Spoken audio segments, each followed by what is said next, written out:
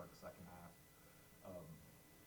Were you guys doing anything in particularly different, or was it just a matter of bringing more energy? Like, what were you doing to kind of throw them off that they're barely getting across half court a lot of times?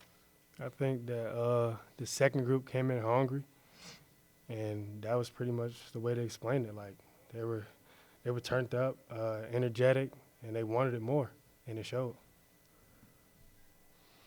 Yeah, basically, I think when we hopped in the press, it kind of like shook them up a little bit. Kind of got some turnovers, got some easy points off of that. So I think that really got us going in the crowd. So Yeah, we definitely picked our energy up, and it showed, during the press. So we just stick to what we know. Just kept believing in each other, and it worked out.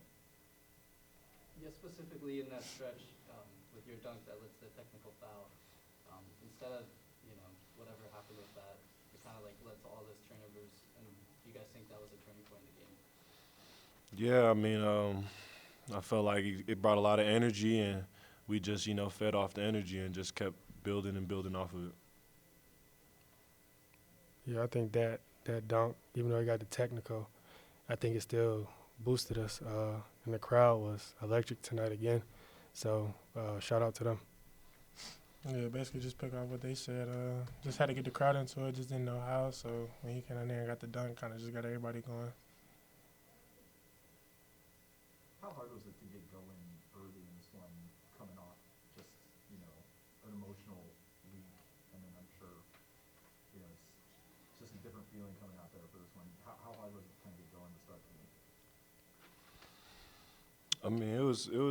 I wouldn't say it was too hard. We just had to, get back right, stay level-headed, and just know that, we're better than them and we can win. So. Yeah, basically just sticking to the game plan. I feel like if we do that every game, come out and play hard every game, I feel like we're real tough to beat. So Yeah, it was an emotional week, but, next game got to be our best game. So we refocused in the locker room. Coach challenged us, and we came out and responded. And you guys have obviously had the aid of the crowd here the last few games. It's been intense. They got loud against you tonight. It's going to be a while before you're back in this building. Just how much difference does that make? You obviously won some games away from here, but how much more of a challenge is it to kind of go on the road for an extended stretch here? I think we're battle tested. We have so many close games within a couple points. And, just like I've said before, like road games, 6 a.m. in the morning, like this is what we're built for. So we got no problem going into someone's arena and walking out with a W because we're all together. yeah, obviously not playing at home is going to be. I mean, nobody doesn't like to play at home, so especially with the crowd we got. But yeah, like Ty said, we've been working for this all summer, preseason and everything. So I feel like we're good for anything. One more. What's everybody's done? Yeah, just have specifically for you and everybody else who came off the bench tonight. Do you feel that you guys have to bring that energy, feeding off what everybody said so far, as you guys come off the bench? Yeah, for sure. I feel like, at all times you got to bring energy, come ready to play, and it's going to help the team no matter what. So energy is a big thing for sure. All right, thanks, guys. Thank you. Appreciate it.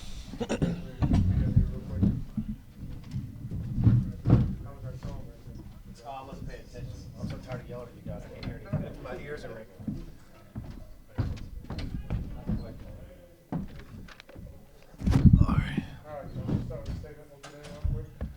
All right. Well, it's hard to script college basketball, and the things that happen in a game and the ups and downs. And I want to give Radford credit. I thought they played really good in the first half. It wasn't always about us playing poorly. I thought we were ready to play, and they made shots. They were the tougher team. They played harder than us, and I liked how our guys responded to halftime. We challenged them, and when our guys are challenged, they're very prideful, and when they got challenged, they wanted to respond in the right way. I guess to start off, tonight's numbers from the free throw line were a little bit off, and I was curious. Yeah, more than a little. And I was just curious if that was kind of a message in the locker room or something you're working on in practice. No, the halftime was us just trying to play harder. I thought they played harder and tougher. after the UVA game, we didn't take many. We missed some free throws, UVA. And before that, we've actually been really good this year. And but after the UVA game, we made guys take extra ones. And it was extra 100 or 200 or 300 a day. And it didn't pay off today. And I think it was one of the contagious things where one guy missed them and a couple other guys saw him and felt more pressure at the line. And we just got to get back to routine, get back to practicing. And the same guys who are making them early in the year will make them coming up later on. It's almost just kind of simple. They're making a lot of threes. You don't want to get across half court for some reason. Get go down. Just that stretch, I think it was 14 turnovers in like 11 minutes at one point. You guys obviously played really good defense in the UVA game and all season, but was that the best stretch of defense you played this season? Yeah, completely different style of defense than some of our other games. And we wanted to get our guys going by playing hard. So we extended our defense. We were pressing. And Terrell and Tyree were tremendous at the top of it. I mean, just causing havoc, turning them over, making them uncomfortable. And really what that did in our second group with those guys, Alonzo, Terrell, Tyree, they got our whole team going. And the defense fed into offense. We just started playing hard. The next thing you know, everything's kind of clicking. So it was just a different way that our defense kind of led us to this win, as opposed to some of the previous times we've done it. You guys got a nice break for a little over a week, just to kind of close out the conference schedule. What's the message to the team going into these conferences? Yeah, study hard. And hopefully, the professors in the Christmas spirit and our guys do the right thing. And it's been a tough stretch. We had 5 guys with exams today. And, what the balance that our players have to do as academics and being able to do what they do on the basketball court is a challenge. But, I'll go recruiting the next couple of days. Our guys will have just shorter practices. And we'll regroup as a team on Friday. But right now, their main focus is academics and taking care of business there.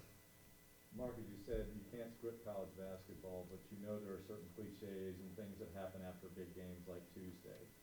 So from you as a head coaching standpoint, what kind of quivers or arrows did you have on your quiver to maybe counter? Obviously, we saw the press counter today, but are there other things that you had in your mind to say, well, if things aren't going well, this is what we need to do to help them to go well?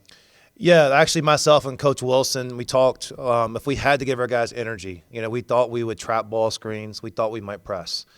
And I thought our initial energy was okay. And then maybe we got drained too quickly. Jerry Wainwright called me after the UVA game and told me, what was his phrase? To live in the past is to die in the present. And so I told our guys that. And truthfully, we moved on from that game quickly. It wasn't a mention of UVA in our practices. It was all us, what we got to do in Radford. And, I think, they put us on our heels with how well they played. And that some of the guys on our team that weren't making shots this year, they came in and they made shots. And so that was something we had to respond back to. Another follow-up on that. Certainly it was important for your team to win just to get the W. But for your team to win for the fans after that game, how important was that? Yeah, I mean, this place wasn't as loud as it was on Tuesday, but in that second half, I mean, it was loud in there. And the home court advantage we have is real. It's a tremendous home court advantage. We might have to play a couple of them without students when we come back in January. But, our guys and our fans, hopefully we're building something where people in the community want to come see it.